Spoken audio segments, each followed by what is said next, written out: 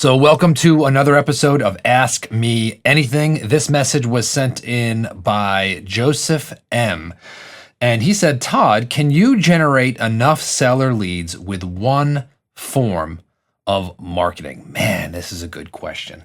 And this one falls near and dear to me because I tell you what, marketing will make or break you in this business. It is the lifeblood of your business, even more important than sales, because without leads, there is no sales, right? It all starts with marketing, marketing, marketing, marketing.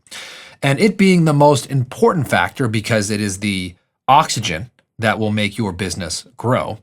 I see way too many wholesalers do this random.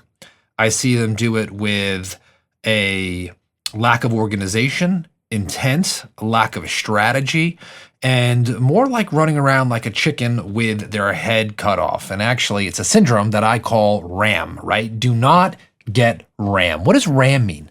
RAM means random acts of marketing. And I got to tell you, RAM will ram you into the ground and it'll ram your business out of business. And so you've heard me say on the show many, many times, and if you haven't, that you should start with one form of marketing and do it consistently. Do it so that you are uncomfortable. Do it so that you have squeezed all the juice out of that lemon. I want you to have an extremely, highly profitable business with a team that runs like a lean, mean fighting machine. All right, this cat, I want you to put like an ATM that's just shooting out money into your pocket every single month. And so if you do what I tell you to do in this episode, you're going to do really, really, really well. So for me to really put today's episode in perspective, I want to kind of set a picture for how most wholesalers operate. Okay, so what they do is they listen to a ton of different podcasts and have several different coaches, and they're taking information from a lot of people, and they spend a lot of time in Facebook groups, and they start marketing, and then they start adding 2, 3, 4, 5 different marketing sources all at once in the hope of blowing up their business without any kind of measurement or consistency or trying to fix it or knowing what leads are coming from where. And it's just a hot mess, okay? And so at the end of the day, they don't know what's working and what's not.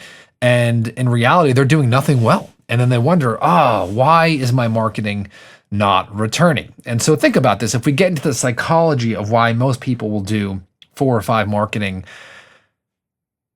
channels at one time without having any of them working well by themselves, it's because there's FOMO, fear of missing out. They feel like the one is not going to be enough, and so they're in a rush, right? If you're feeling this, you're like, okay, I don't want to lose out on any deal, so I've got to do all these marketing channels right now and hit them all so my competition doesn't steal the deal and I get as many deals as possible right now.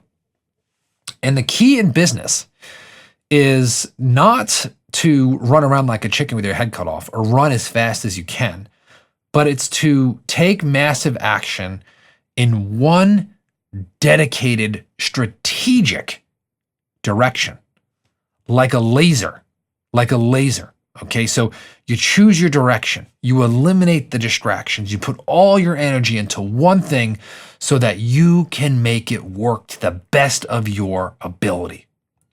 And when you've squeezed that lemon, okay, and when the marketing is not growing anymore, then and only then do you move on to a second marketing channel. So the answer to your question, Joseph, or anybody else who's listening to this, is yes, you can generate enough seller leads with one form of marketing. I am not telling you that you can't add a second or a third or a fourth, but only until you do the following things. Okay, number 1 is when you use a marketing channel, is they need so many tweaks before it's working. All right. So for example, let's pretend like you pull a list and you decide to mail this list. So one of my favorite lists, for example, is the inheritance list. People who have recently passed away and they actually have their house in a trust and can avoid probate. Okay. This is a phenomenal list. And by the way, if you want to know more about that list, you can go to nolimitsrealestateinvesting.com/inheritance. nolimitsrealestateinvesting.com/inheritance. And you want to know, again, how many leads that you can handle, right? In terms of how many calls that you can take. Number two, maybe you messed up the formatting and the formatting is not correct. Maybe you're using the wrong postcard. And all of a sudden your postcard, you need to change that postcard. Maybe all of a sudden you don't know how to mail and you are mailing on the wrong day, right? Maybe you mail the day before Thanksgiving or Christmas. There's a million things that you can mess up. Maybe your phone number is not right on one of your postcards and it's not being answered by the right person, or maybe it's getting a busy signal. And so all of these things happen when there is a lack of concentration. And so I really, really, really want to implore you that one can absolutely be enough. Now, why do people think that one isn't enough? It's because they have 5 crappy ones and they think, oh my gosh, if 5 don't work, how could 1 work? And I'll tell you why. Because when people have 5 different marketing channels, there are inherent problems with that. Number one is that usually the only thing worse than not enough leads, right, is too many leads. And I could tell you that too many leads is actually worse than too little leads, as long as you're getting leads on a consistent basis. And so what I see when people have 4 or 5 marketing channels is there's a lack of real follow-up, right? Every single lead needs to be called at least once a month, unless for whatever reason there's an agreement to talk in 6 months. Okay, but almost always every single lead needs to be called once a month. And I see a general lack of follow-up with people who have multiple marketing channels. Number 2 is I see a lack of efficiency. What do I mean by that? I see leads not being called back within 2 hours, right? You'll see leads come in and people calling leads 2, 3, 4, 5 hours later, or they call them once, they can't get them back on the phone, and they don't use the stalker method, right? Something that I talk a lot about on this podcast, to get them on the phone. They are not attacking leads, or maybe you're not attacking leads, right? You need to be like a rabid dog. You need to be foaming at the mouth, getting on the phone. Now, of course, you don't want to have commission breath when you're talking to a seller. You want to use the selling system. But what I mean is you've got a sense of urgency on the leads that come in. 3 is a lack of automation or consistency in your business. So maybe you're not sending out offers to every single lead that comes in. Because if you're not sending out a written offer to every lead that comes in, and I'm talking every single lead, especially the ones that sound unmotivated, you're leaving money on the table. Because if you've got a motivated seller and they sound like they got a problem, most likely you're going to go out there and meet with them and lock up that deal, and you're going to have a contract in your hand. So you didn't need to send them a written offer because you had that contract with you. But it's the cold ones that need a written offer because you didn't see that motivation coming.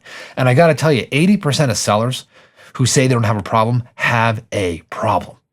There's a reason why they call that postcard. There's a reason why they filled out that form on the internet. There's a reason why they're continuing to talk to you on the phone after you cold call them, and they are looking to sell their property for cash, even if they're holding the cards close to their chest. The other thing I see is lack of negotiating. So people will have 4 or 5 lead channels, and maybe they've got too many leads. And because of that, ready for this? I'm about to drop a bomb on you. Because they've got so many leads to call back, they're looking for low-hanging fruit.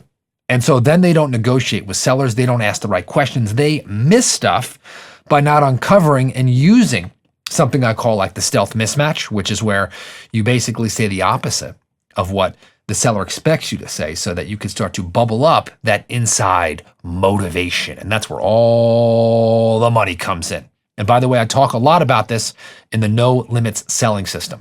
This is the system that I use to train my own acquisition specialist, system that I've used myself to do approximately 1,400 deals. Okay. And I'm telling you right now, if you have not invested in the No Limit selling system, what are you waiting for? The price is embarrassing low. Go check it out. NoLimitSalesSystem.com. You're going to love talking to sellers. It's going to help you do big, fat, juicy deals. It's going to compress the time that it takes you to lock up a deal, and you can have a lot more fun in the process. So check that out, nolimitsalesystem.com. All right. The other thing I see is lack of time for leads to matriculate. So I love a good laydown. A laydown is when a seller calls you and they have a problem immediately. You run over there and get the contract on the phone that day. I love those. Who doesn't love those? But the fact is that 90% of your deals are not going to come that way. You're going to have to see a time go by, right? 3 months, 6 months, 9 months. And so you've got to be really, really, really consistent in that follow-up, but also let the deals come to you. So you can't evaluate a marketing channel minimum 90 days. By the way, I'll tell you at the end of this episode how to evaluate a marketing channel so that you're not pissing away money for 9 months. Okay, that's really, really important. And then finally, if you've squeezed the lemon and you've pulled out as much money as you can, right? And you don't see that really the juice is worth the squeeze anymore, getting better, then and only then do add one more marketing channel. One more marketing channel. All right, so I'm going to review here. I've talked about the things that I see here, but really this is how you maximize the one marketing channel. By the way, check out nolimitrealestateInvesting.com/inheritance. Okay, we partner with a lead company. Make sure you tell them Todd Toback sent you if you call them. Okay, really important. You tell them Todd Toback sent you. They will actually give you back leads, free extra older leads, which are, by the way, the juiciest. Okay, so if you call the office, tell them Todd Toback sent you, and they'll give you free older leads. And this is where you get those inheritance leads. So make sure that when you do this marketing channel, it is enough if you've used one. Okay, let me say this. If you're doing it well enough and you're spending enough money. By the way, my recommendation is to be spending at least $3,000 a month in marketing. That's scary. I know it hurts, but sell some stuff, get a second job, buckle down, you have your spouse work. I don't know what it is, but find that $3,000 a month, put it on a credit card. I don't care. Get a joint venture partner. Doesn't matter. You need to spend $3,000, preferably $5,000 a month to be making 50. And by the way, if you listen to this podcast, that will be chump change soon. So on a regular basis, make sure that you are, number one, marketing on a regular basis. Okay, you want to have your marketing on a calendar. So for instance, I'm going to use direct mail. Make sure that you're sending out mail every single week. Every single week. Same day, same time. Number two, lack of efficiency. All right, or you want efficiency. So that means don't mail, 5,000 cards one week and none the next. Okay, if you're going to mail, let's say $3,000 worth of cards, that's about $5,000. 5,000 cards. Mail out 1,500 a week, right? 1,500, 1,500, 1,500, 1,500. Okay, that's 6,000 postcards. I know. Don't email and say my math was wrong. Lack of automation consistency.